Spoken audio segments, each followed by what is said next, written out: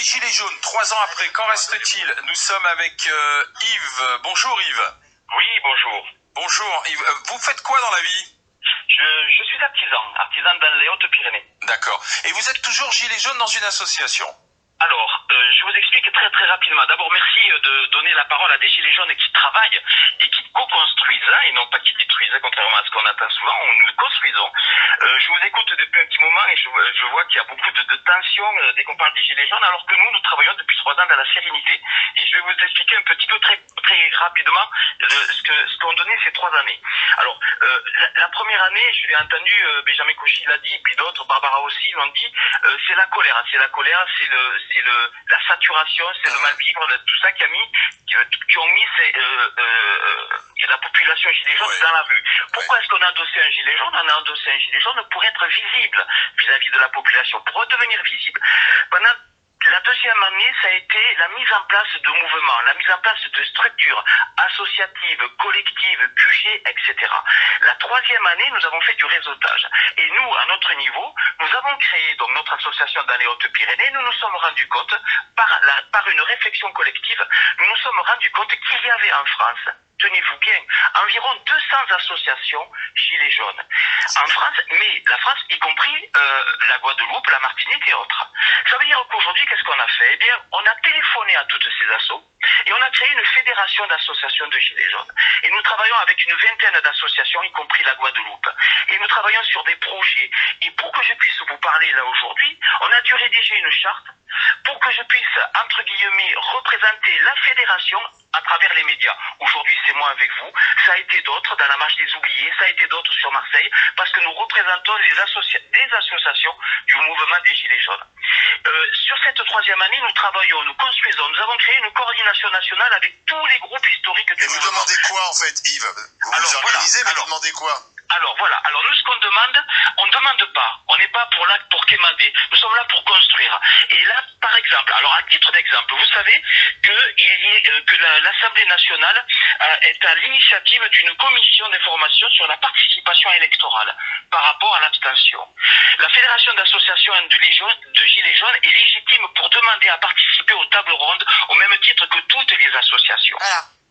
Aujourd'hui, c'est constructif. Ça, c'est faire de la politique. Ouais. Ce qu'il fait là, Alors, ça, oui, c'est faire de c'est la la vie politique. de la C'est cité. pas la politique politicienne. Laissez-moi terminer, s'il vous plaît. Aujourd'hui, nous avons reçu des réponses positives des députés qui sont dans ces commissions. Oui, bravo, c'est bien, voilà, là, vous co-construisez avec nous, c'est bien. Nous attendons, ça fait bientôt un mois, nous attendons de la part de Monsieur Breton, qui est président de cette commission, de pouvoir venir participer aux tables rondes. Tout ou rien. Toujours rien. Donc nous voulons construire. Nous avons des projets. Nous avons des projets concernant la prise en compte du vote blanc impactant sur tous les scrutins. Parce qu'une fois qu'on est redevenu visible vis-à-vis du gilet jaune, nous voulons redevenir visible vis-à-vis des institutions. Mais Yves, du coup, je comprends bien et c'est super. Mais qu'est-ce qui vous distingue? Du coup, si on considère que le mouvement gilet jaune est un mouvement, je mets entre guillemets philosophique, c'est-à-dire avec un fond philosophique, qu'est-ce qui vous distingue des milliers d'associations en France qui militent pour la question de la reconnaissance du bulletin blanc, etc. C'est-à-dire qu'est-ce qui fait le spécificité de la pensée gilet jaune, si je peux. Alors je vais vous la dire. La spécificité. Alors on ne veut pas se mettre en concurrence vis-à-vis des associations que vous avez citées. On veut se mettre en co-construction avec elles, en complémentarité. Sauf que le mouvement des gilets jaunes, je ne sais pas si vous avez un petit peu la notion de la pyramide de Maslow. Dans la pyramide de Maslow, il y a la base de la pyramide. La base de la pyramide, ce sont les gens qui ne peuvent pas se chauffer l'hiver, qui ne peuvent pas payer leur loyer, la fin du mois commence le 10, etc. Le mouvement des Gilets jaunes, il est en bas de la pyramide de Maslow. Et aujourd'hui, par exemple, à titre d'exemple, moi j'ai une entreprise, je suis artisan, je me verse 900 € par mois, l'URSSAF me demande 30 000 € de régulation. Et ils considèrent que c'est une erreur et ils essaient de corriger l'erreur, ils n'y arrivent pas, je dois payer les 30 000 € et discuter après. C'est un exemple. Ce que je veux dire par là, c'est que ce qui nous distingue de toutes ces associations-là, c'est la base de la pyramide de Maslow. Nous sommes des citoyens qui sont rentrés dans l'invisibilité au niveau des institutions. Nous ne comptons plus, nous valons zéro. Mais ça veut dire, Yves, que vous ne voterez pas à l'élection présidentielle? je voterai. Ah bon. Mais bien sûr, les gilets jaunes veulent voter, les gilets jaunes veulent revenir aux urnes. Mais pour ça, voter il faut pour un qu'ils- candidat gilet jaune ou pour un candidat traditionnel, enfin ceux qui sont déjà candidats? Alors, il y a deux stratégies. À la Fédération d'associations de Gilets jaunes, on ne se positionne pas sur les deux stratégies. La première D'accord. stratégie, c'est d'aller voter pour des candidats historiques, pour des gros candidats ou des petits candidats, etc. L'autre stratégie, c'est de faire du lobby citoyen.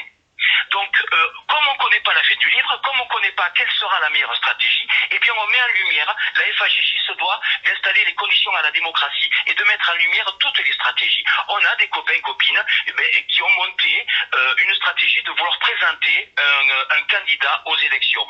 Je sais Parce que pas. pour l'instant, Sauf Yves, que le tous problème, les c'est les candidats- signatures. On sait très bien que les Pour l'instant, institutions... tous les candidats revendiqués gilets jaunes, ça a plutôt fait flop. Nous savons très bien que les institutions ne nous permettent pas d'émerger. Nous savons très bien, par exemple, le temps de parole. Comment, au niveau du CSA, est calculé le temps de parole? C'est calculé par rapport au sondage. Celui qui a le plus gros sondage aura un gros temps de parole. Les 500 signatures, on n'aura jamais accès aux médias mainstream pour pouvoir développer nos stratégies. Donc, fatalement, on est retoqué. D'accord. On est retoqué à la première marche. D'accord. Bah, écoutez, merci de cette démonstration, Yves. Merci d'avoir été avec nous, donc 3 ans après. Yves continue le combat, mais ce qu'il nous explique à travers les associations est un combat citoyen pour la visibilité, pour essayer de faire avancer le devoir civique